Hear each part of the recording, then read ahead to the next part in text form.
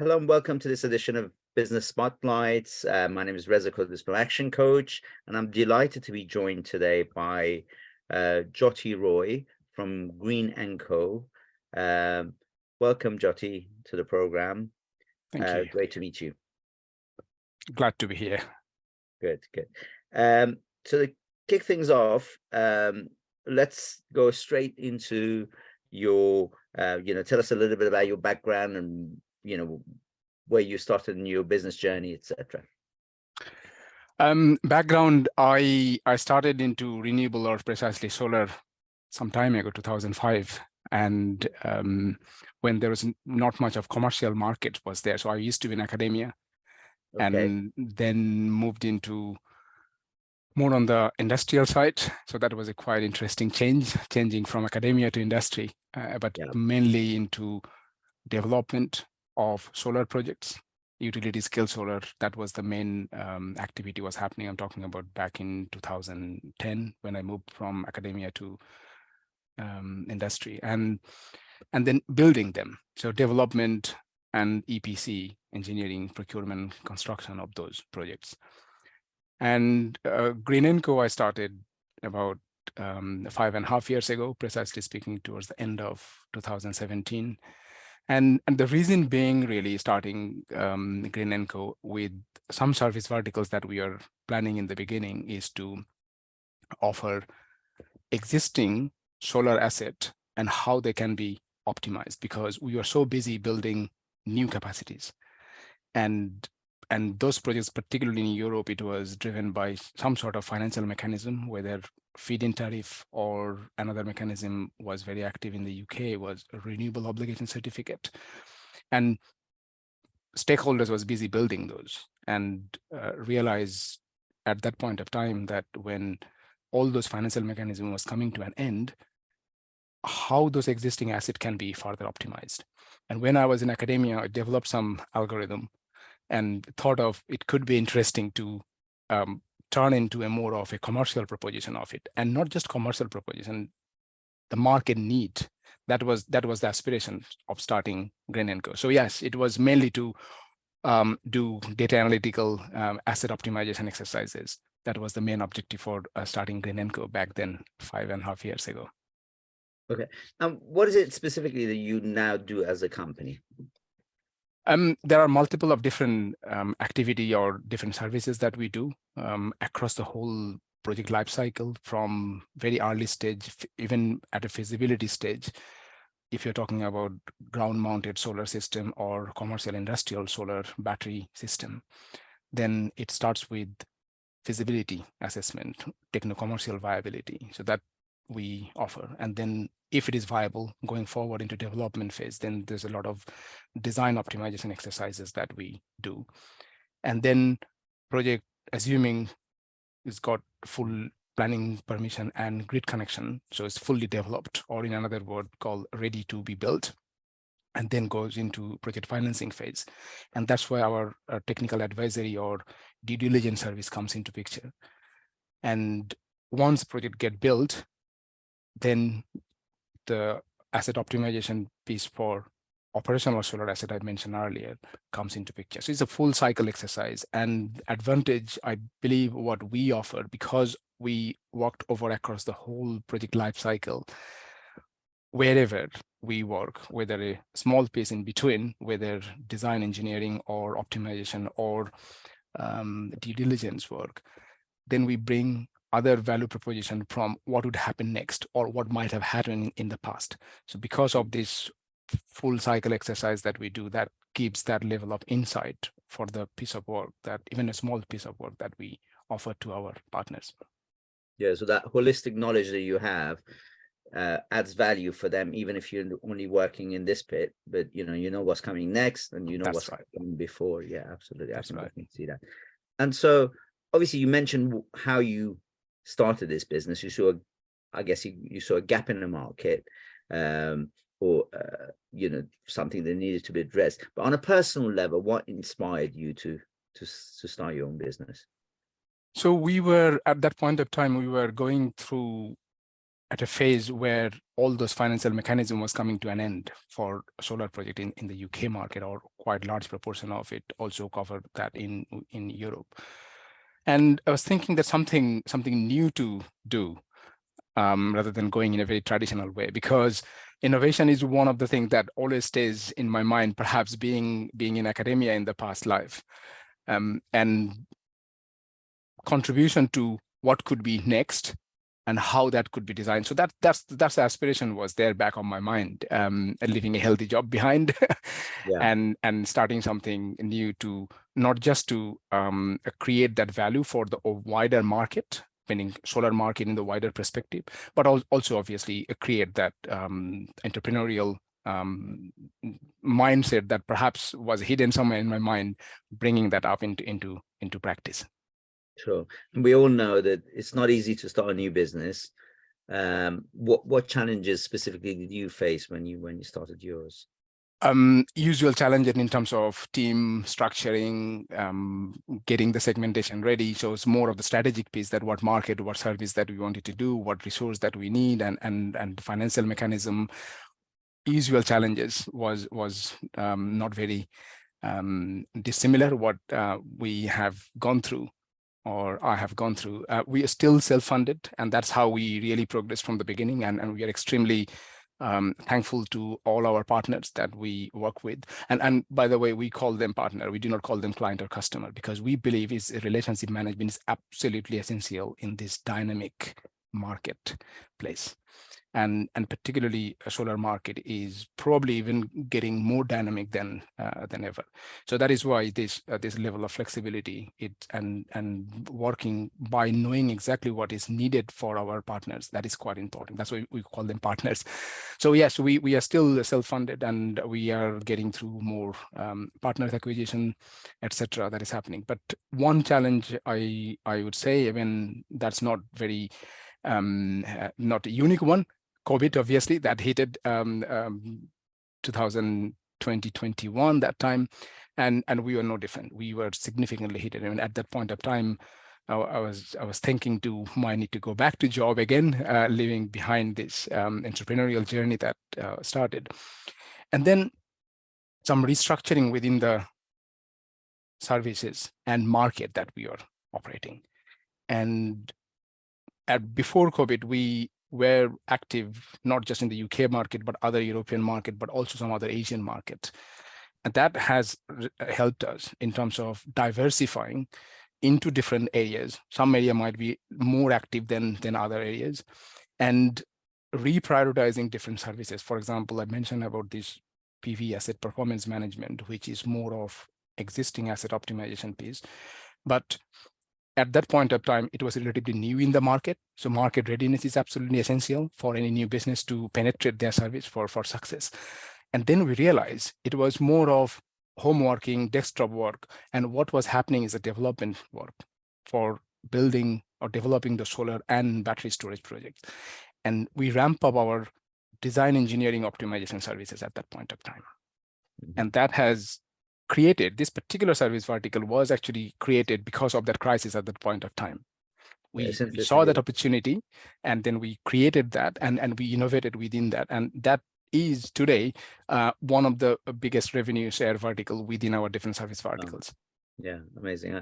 I hear so many stories of, taking that scenario that that was quite tough on everyone, and you've turned it into a business or a revenue income generator service that is now staying with you, and is, as you said, the main source. That's great to hear. So would you say that was a turning point for you, or was there any other significant turning point in your business that you could think of?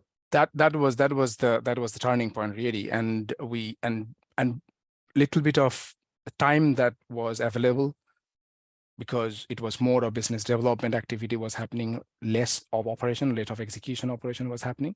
So that helped us really to rearrange how we are doing things, understand really the market perspective. We did few webinars, etc., during that point of time to collect data from market, that what really our potential partners want, etc.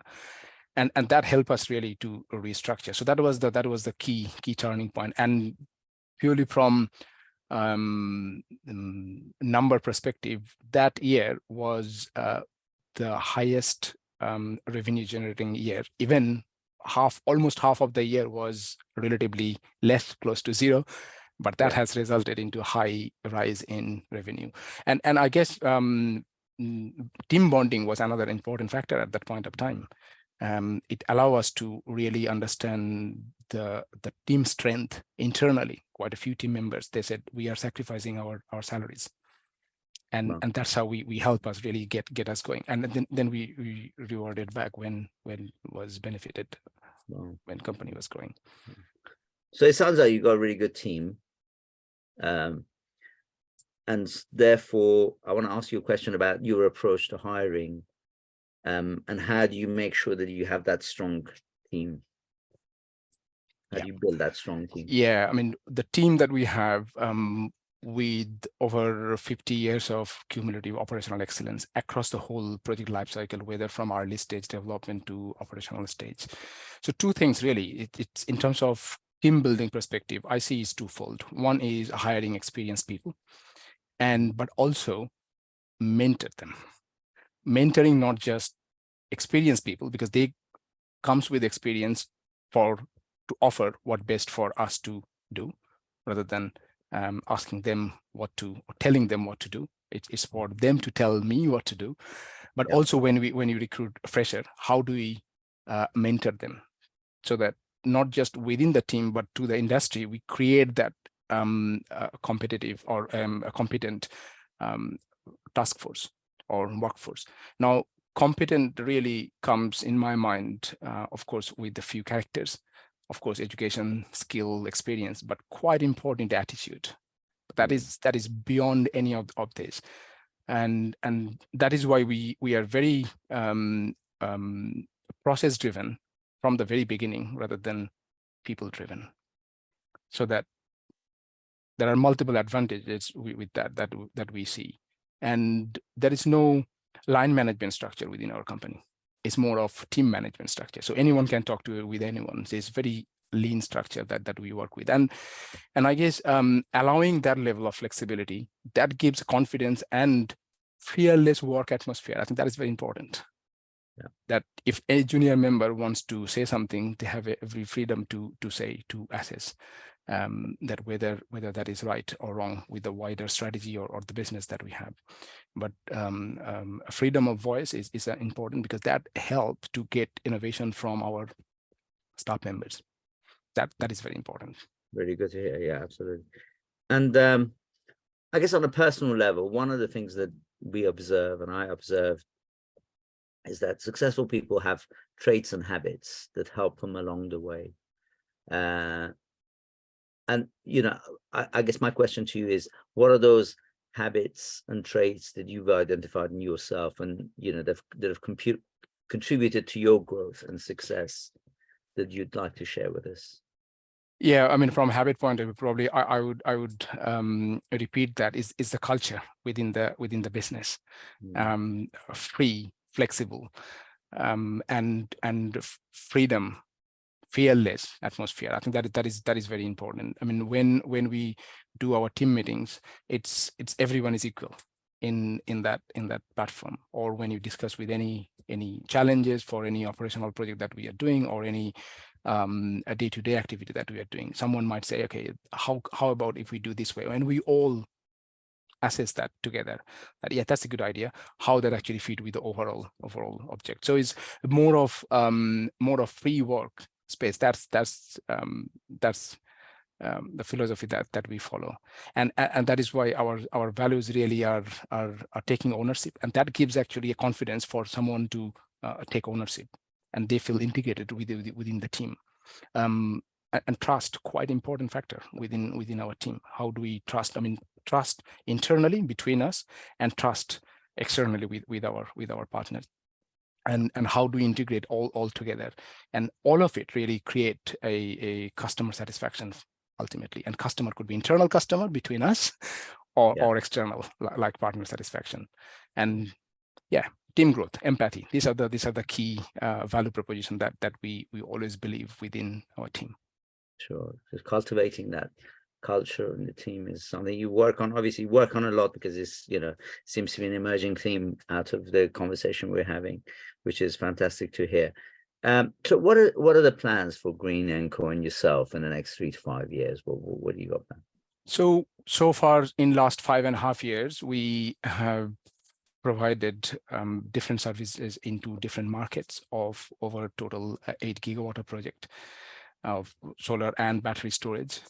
And we currently have services in about 15 countries. So going forward, our plan is we wanted to go organically. We are growing in terms of our headcount, in terms of our project volume or partners acquisition, etc., or revenue growth point of view. We wanted to grow organically. That's the plan, and we have few international expansion that is happening, and I'm very happy to share or announce that following a UK trade mission to one of the Southern Asian market, Vietnam, and we signed a partnership agreement just last week, and the objective for this partnership is to expand this asset optimization for operational asset into Vietnamese market with one of our partner companies, and this is quite interesting because we see Southern Asian market is a growth market, particularly for renewable sector, and if we see different statistics or different forecasts from different market research companies, investment is actually flowing into those markets. So there are key markets that we are planning to expand. For example, Vietnam, I mentioned, Thailand, and we have another expansion plan in India. We are planning to formally open our office in India in few months' time. We do have a footprint, so our team is based in the UK and also in India, but we are formalizing that entity in India. So from a growth plan point of view, we wanted to grow organically as we are growing. That's the plan, and expansion into other international market, but not just we can't be physically present in every single market. So that is why this partnership is quite essential for us, and that partnership are chosen very carefully. Sure. By forming more complementary skill set, bringing together to address any particular market segment. Right. Yeah, sounds really good. It sounds like you got a clear plan for what you want to achieve. Is there anything else that you wish I'd asked, or anything that you'd like to announce? I mean, I know that you made some announcement about this partnership. Was there anything else that you wanted to? There are few others in a pipeline at the moment. They are relatively prematured. Perhaps that's probably will be coming out in next few weeks or months time. There are a few things going on in parallel, so I wanted to see them matured and then have the time to make it public. Okay, no, absolutely, I understand. So yeah, I wish you all the best with those particular opportunities, and of course wanted to thank you for coming on to this program today, and sharing your insights and your knowledge and your experiences with us. And there were some extremely valuable shares, I think, for everybody. And as I mentioned, I wish you all the success in the next 3 to 5 years and beyond. Thank you very much. Thanks for having me and sharing our journey with you and with your wider audience. So thank you. It's been great to meet you, Jyoti.